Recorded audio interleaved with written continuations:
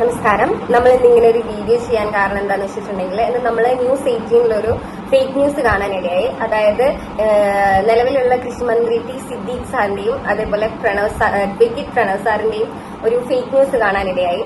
അത് ഒരു വയനാട്ടുകാർ എന്ന നിലയിൽ നമുക്ക് നിസ്സംശയം പറയാൻ വേണ്ടിയിട്ട് പറ്റും അതൊരു ഫേക്ക് ന്യൂസ് ആണ് എന്നുള്ളത്. കാരണം 2 വർഷങ്ങൾക്ക് മുമ്പ് ചൂരൽമല മുണ്ടക്കൈ ദുരന്തമുണ്ടായ സമയത്ത് നമ്മൾ കണ്ടതാണ് അഡ്വക്കേറ്റ് പ്രണവ് സാറിന്റെയും അതേപോലെ തന്നെ മന്ത്രി ടി സിദ്ദീഖ് സാറിന്റെയും വിദ്യാഭ്യാസ രംഗത്തുള്ള പ്രവർത്തനങ്ങൾ.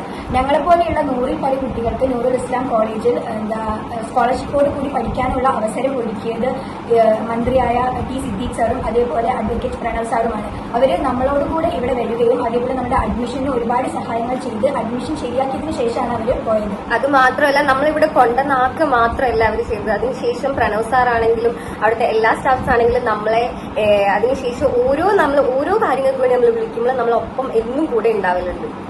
അതുപോലെ പ്രണവ് സാറിനൊക്കെ പറ്റി പറയുമ്പോൾ നമുക്ക് ഏത് ആഗ്രഹങ്ങളും നമുക്ക് സാധിച്ചു തരുന്ന പോലെയാണ് സാർ. ഒപ്പം നിന്ന് ഇപ്പോൾ മന്ത്രി സിദ്ദീഖ് സാറ് വയനാട്ടിലേക്ക് ആദ്യമായി മന്ത്രിയായി വരുമ്പോൾ വെൽക്കം ചെയ്യാൻ വേണ്ടിയിട്ട് ഞാൻ ആഗ്രഹം പറഞ്ഞപ്പോൾ ഞങ്ങളൊപ്പം തന്നെ കൂടെ ഉണ്ടായിട്ട് എല്ലാ തിരക്കും മാറ്റിവെച്ച് ഞങ്ങളൊപ്പം തന്നെ ഉണ്ടായി. അത് എനിക്ക് സാധിച്ചു തന്ന പ്രണവ് സാറാണ്.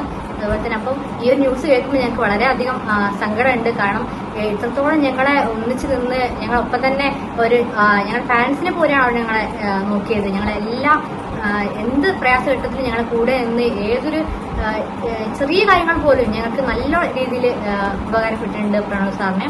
അപ്പോൾ ഈ ഒരു വ്യാജ വാർത്ത കേട്ടപ്പോൾ ഞങ്ങൾക്ക് ഇങ്ങനെ ഒരു പറയാൻ തോന്നി, ഒരു വീഡിയോ ഞങ്ങളെ കൊണ്ട് ഇവിടുന്ന് ചെയ്യിപ്പിക്കാൻ തോന്നി.